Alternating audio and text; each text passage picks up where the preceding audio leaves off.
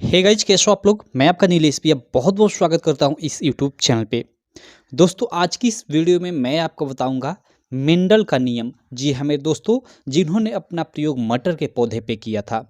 आपने इससे पहले हो सकता है कई सारे लेक्चर देखे होंगे इस टॉपिक के, लेकिन ये वीडियो उन सबसे बिल्कुल डिफरेंट होने वाली है। आपको वास्तव में समझ में आएगा कि ये मेंडल का नियम है क्या।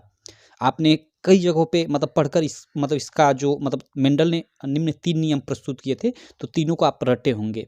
लेकिन मैं एकदम अच्छे से आपको सारी चीज़ें समझाऊँगा और इससे रिलेटेड जो भी आपके एग्ज़ाम में पीछे क्वेश्चन पूछ चुके हैं, उनको भी कराऊँगा। ऐसे क्वेश्चन में लड़कों को अता ही पता नहीं चलता कि ये क्या कह रहा है, क्या इसका मतलब है।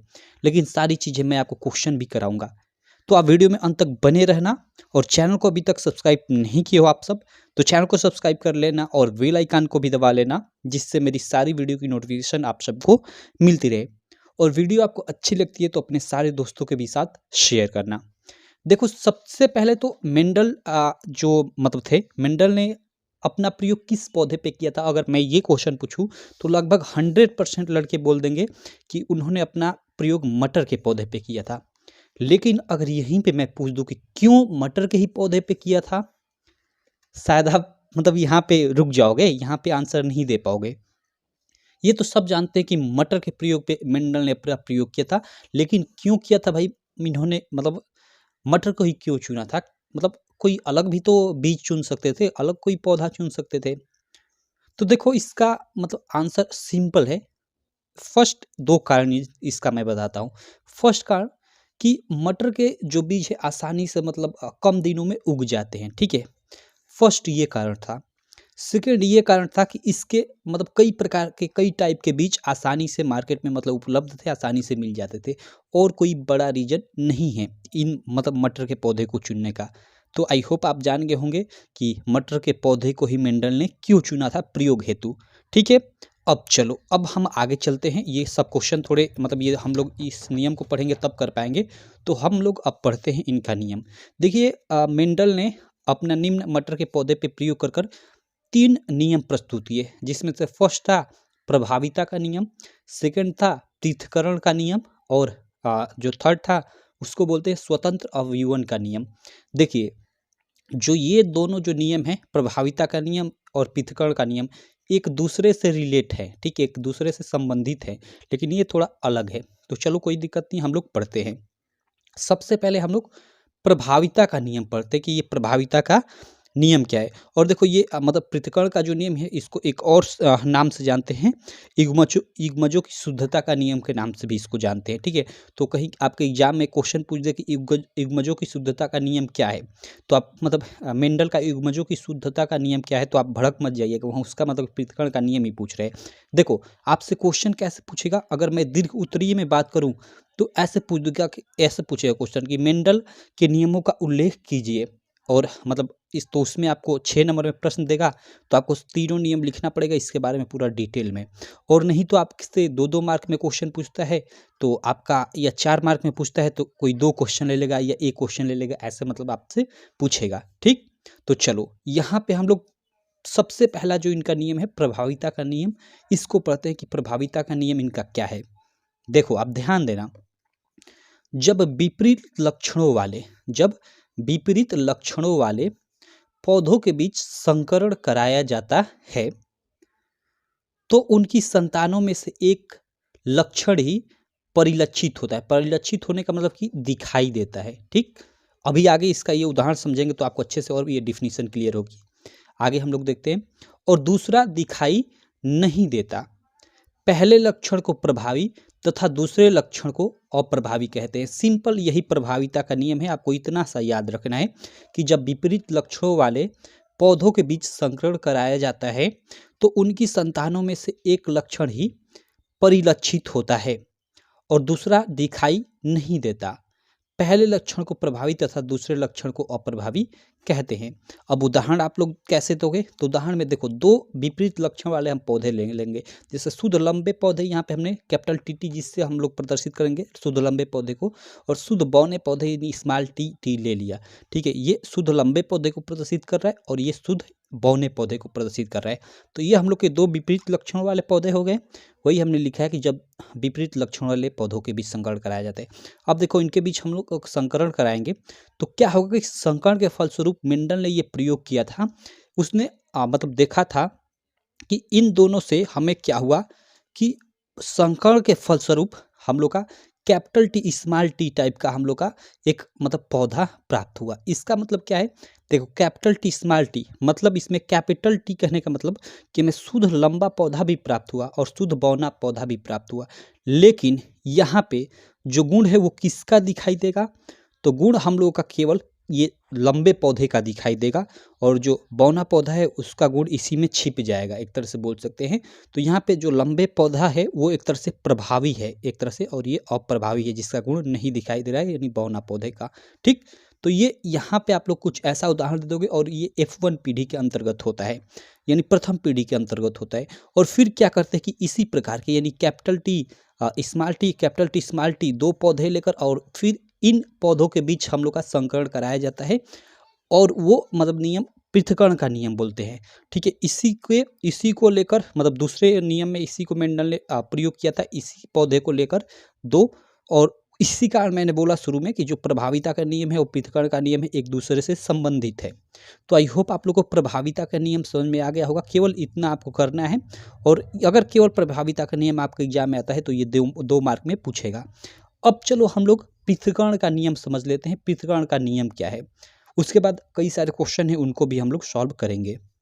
देखो हम लोग आगे पृथक्करण का नियम हेडिंग डाल देंगे और इसमें क्या लिखेंगे पृथक्करण के नियम में कि जब F1 पीढ़ी यानी ये वाला F1 पीढ़ी, जब F1 पीढ़ी के विषम युग्मजीव पौधों में स्वपरागण कराया जाता है तो दूसरी पीढ़ी यानी F2 की संतानों में परस्पर विपरीत लक्षणों का एक निश्चित अनुपात में पृथक्करण हो जाता है। इसे मेंडल का पृथक्करण अथवा युग्मजों की शुद्धता का नियम कहते हैं। सिंपल इतना सा है, ये डिफिनीशन आप लोग याद रखना। अब देखो यहाँ पे इस चीज़ को हम लोग समझते हैं थोड़ा उदाहरण के माध्यम से। जैसे कैपिटल टी स्मॉल टी यहाँ पे है, इसका मतलब क्या है, ये कैपिटल टी स्मॉल टी क्या प्रदर्शित कर रहा है कि यह लंबा पौधा है, यह मतलब लंबा पौधा है, शुद्ध लंबा पौधा है। लेकिन इसके अंदर शुद्ध लंबा पौधा तो नहीं कहेंगे, लंबा पौधा है सिंपल ऐसे बोलेंगे, लेकिन इसके अंदर बौने पौधे का भी गुण मतलब है एक तरह से जो अप्रभावी रूप में है। क्लियर। अब देखो सेम उसी प्रकार की ये भी पौधा है, जब इन दोनों के बीच संकरण कराया जाता है तो निम्न ये चार प्रकार के पौधे प्राप्त हुए मेंडल के प्रयोगानुसार। कैपिटल मीन्स शुद्ध लंबा पौधा, कैपिटल टी स्मॉल टी मतलब लंबा पौधा, लेकिन इसमें मतलब इसमें ये प्रभावी हो जाएगा और ये स्मॉल टी जो है अप्रभावी हो जाएगा। ठीक, और सेम इसी प्रकार का ये भी एक पौधा प्राप्त हुआ, ये दोनों लगभग एक ही टाइप के हैं, और एक अंत में एक ये बौना पौधा प्राप्त हुआ। तो ये चार पौधे आपके प्राप्त हुए, चार प्रकार के ये मतलब उन्होंने मेंडल ने प्रयोग किया था उसके अनुसार। ठीक, और ये किस पीढ़ी के अंतर्गत, तो F2 पीढ़ी के अंतर्गत, क्योंकि F1 पीढ़ी में तो ये हमें प्राप्त हुआ था।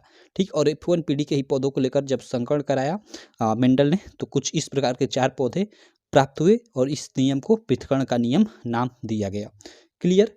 तो इस चीज़ को आप लोग याद रखिएगा, चूंकि इसमें देखो ये दो मतलब एक ही टाइप के पौधे हैं, इनके बीच संकरण कराया गया, इसलिए इसको हम लोग एक तरह से द्विसंकर प्रारूप भी बोलते हैं। तो एक क्वेश्चन पूछता है आपसे, यहाँ पे देख लो कि पूछ चुका है 2018 के एग्जाम में कि एक द्विसंकर का दर्श प्रारूप होता है, एक जो द्विसंकर हो उसका दर्श प्रारूप क्या होता है। तो देखो जो ये द्विसंकर होता है इसमें ये निम्न चार प्रकार के पौधे प्राप्त होते हैं, इनमें जो दर्श प्रारूप होता है वो 9 संबंधे 3 संबंधे 3 संबंधे 1 होता है। ये आप लोग हमेशा याद रखना, ये कहाँ से आया कैसे आया इस चीज़ को आप लोग छोड़ दो, ये आप लोग याद रखना। 2018 के एग्जाम में ये ऑब्जेक्टिव क्वेश्चन पूछ चुका है कि एक द्विसंकर का दर्श प्रारूप होता है तो 9 संबंधे 3 संबंधे 3 संबंधे 1, सिंपल इतना आप लोग याद रखना।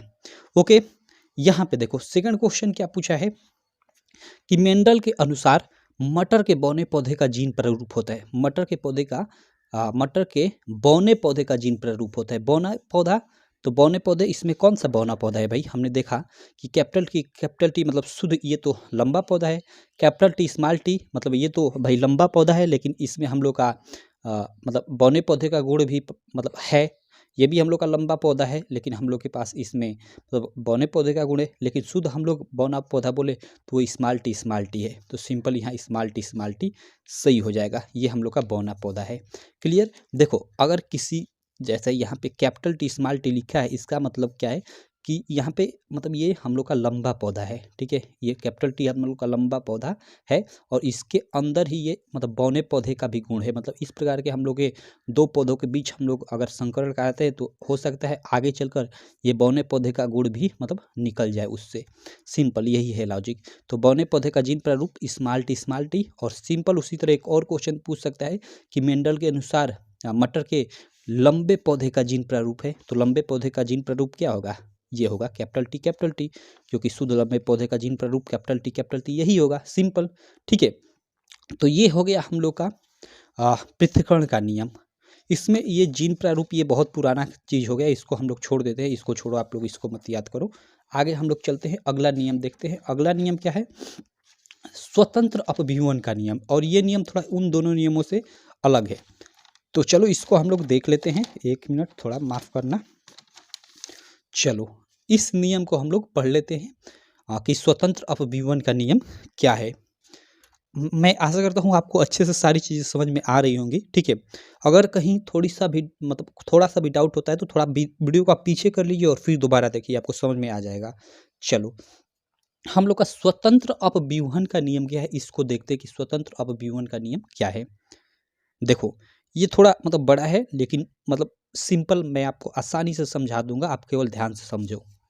देखो जब दो जोड़ी विपरीत प्रभावों वाले पौधों के बीच संकरण कराया जाता है, तो इन लक्षणों का पृथक्करण स्वतंत्र रूप से होता है। अर्थात एक लक्षण की वंशागति दूसरे को प्रभावित नहीं करती। यही सिंपल स्वतंत्र अपव्यूहन का नियम है। इसमें स्वतंत्र मतलब कोई इसमें मतलब रुकावट नहीं होती है, दोनों के बीच स्वतंत्र। एक तरह से इसका नाम भी इसीलिए पड़ा है। क्यों? क्योंकि जब दो जोड़ी विपरीत लक्षणों मतलब विपरीत प्रभावों या लक्षणों वाले पौधों के बीच संकरण कराया जाता है, तो इन लक्षणों का जो पृथक्करण होता है वो स्वतंत्र रूप से होता है। मतलब कोई एक दूसरे में इंटरप्ट नहीं करता। जैसे यहाँ पे तो इंटरप्ट कर दे रहा था, यहाँ पे हम लोग मतलब इन दोनों में मतलब देख हम लोगों ने कराया संकरण, तो इसमें कैपिटल टी और स्मॉल टी आ जा रहा था, और इसमें मतलब ये कैपिटल टी का ही गुण हमें दिख रहा था। इस स्मॉल टी मतलब बौने पौधे का गुण नहीं दिख रहा था, तो यहाँ तो इंटरप्ट हो जा रहा था। लेकिन यहाँ पे कुछ इस प्रकार का नहीं यहाँ पे मतलब है। सिंपल मैंने आपको समझाने के लिए यहाँ ये उदाहरण दिया, और कोई इसका मतलब नहीं है। तो स्वतंत्र अपव्यूहन का नियम में आप लोग ये याद रखना कि जब दो जोड़ी विपरीत प्रभाव वाले पौधों के बीच संकरण कराया जाता है, तो इन लक्षणों का पृथक्करण स्वतंत्र रूप से होता है। अर्थात एक लक्षण ही अर्थात एक लक्षण की वंशागति दूसरे को प्रभावित नहीं करती। ऐसे डिफिनीशन लिख दोगे और उसके बाद उदाहरण कैसे दोगे, तो उदाहरण ऐसे दोगे। मान लो आपने एक गोल व पीला बीज लिया, पीला बीज लिया, ठीक है। और ये जो बीज है गोल और पीला बीज, इसको मतलब ये मतलब शुद्ध एक तरह से प्रभावी हैं, ठीक है। और इनको प्रदर्शित किया जा रहा है कैपिटल आर कैपिटल वाई से, ठीक है। अब देखो, और इधर हमने लिया झुरीदार व हरा बीज, जो इसमें मतलब ये दोनों हम लोग के क्या है, मतलब झुरीदार व हरा बीज ये मतलब अप्रभावी है, शुद्ध अप्रभावी है। और इसको स्मॉल आर और स्मॉल वाई से प्रदर्शित किया गया, ठीक। अब जब इनके बीच संकरण कराया जाता है, क्रॉस कराया जाता है, तो देखो कुछ इस प्रकार के बीज हम लोग को प्राप्त होते हैं F1 पीढ़ी के अंतर्गत। कैसे? Capital R capital Y small Y. इसका मतलब क्या है कि कैपिटल आर किस चीज़ को प्रदर्शित कर रहा था? गोल बीज को, यानी हम लोग का गोल बीज प्राप्त होता है। और स्मॉल आर यानी हम लोग का एक तरह से बोल सकते हैं कि झुरीदार बीज भी हमें प्राप्त होता है। लेकिन झुरीदार बीज यानी झुरीदार पौधे का गुण भी प्राप्त होता है, लेकिन वो अप्रभावी होता है, क्योंकि स्मॉल आर अप्रभावी होता है, ठीक है। यही गुण परिलक्षित होगा, यही दिखेगा। और कैपिटल वाई प्राप्त होता है। कैपिटल वाई कहने का मतलब पीला प्राप्त होता है, और स्मॉल वाई भी प्राप्त होता है, यानी स्मॉल वाई नहीं हरे का गुण भी इसमें मतलब रहता है। क्लियर? तो यहाँ पे गोल व पीला बीज हम लोग का मतलब एक तरह से प्राप्त होता है। हम लोग बोल सकते हैं यही गुण परिलक्षित होता है, दिखाई देता है। ये F1 पीढ़ी के अंतर्गत ऐसा होता है। और जब हम लोग क्या करते हैं कि इसी प्रकार का यानी capital R capital Y small Y प्रकार के पौधे को ही मतलब लेकर 2 पौधों को लेकर 3 पौधों को, कितने भी पौधों को लेकर मतलब जब संकरण कराया जाता है, यानी F2 पीढ़ी के अंतर्गत, ये F1 पीढ़ी में यहाँ F2 पीढ़ी के अंतर्गत, तो निम्न ये 4 प्रकार के पौधे प्राप्त होते हैं। किस प्रकार के? निम्न ये 4 प्रकार के पौधे प्राप्त होते हैं, जिसमें से फर्स्ट होता है गोल व पीला। क्या होता है? गोल व पीला। और इन दोनों के यहाँ पे कैपिटल आर स्मॉल वाई मतलब ये मतलब दोनों जो गुण है क्या है हम लोग को, एक तरह से दोनों के दोनों जो गुण है वो प्रभावी हैं। क्लियर? यहाँ पे क्योंकि कैपिटल वाई ये दोनों हम लोग के प्रभावी के अंतर्गत आते हैं, तो यहाँ दोनों हम लोग के प्रभावी होंगे, मतलब गोल व पीला दोनों मतलब एक तरह से इनके गुण। यहाँ पे देखो गोल व हरा बीज सेकंड प्राप्त होता है, और इसमें जो गोल है वो हम लोग का प्रभावी है, और ये हम लोग का अप्रभावी है, स्मॉल वाई। और थर्ड होता है झुर्रीदार व पीला बीज, तो झुर्रीदार जिसमें अप्रभावी है, और ये कैपिटल आर प्रभावी है। क्लियर? और अंत में यहाँ चौथा जो प्राप्त होता है वो झुर्रीदार व हरा बीज प्राप्त होता है, जिसमें ये आप लोग का मतलब दोनों एक तरह से स्मॉल वाई, यानी यहाँ पे ये आप लोग का एक तरह से अप्रभावी दोनों हैं। यहाँ पे मतलब आपको थोड़ा कन्फ्यूजन हो रही होगी कि ये अप्रभावी और प्रभावी आप इसका मतलब क्या है। तो देखो अप्रभावी और मतलब प्रभावी इसका मतलब क्या है तो मैं बता देता हूँ। मान लो एक प्रभावी है, ठीक है, एक प्रभावी है, एक अप्रभावी है। प्रभावी मीन्स समझो कि एक अमीर आदमी, ठीक है, और एक अप्रभावी मीन्स गरीब आदमी।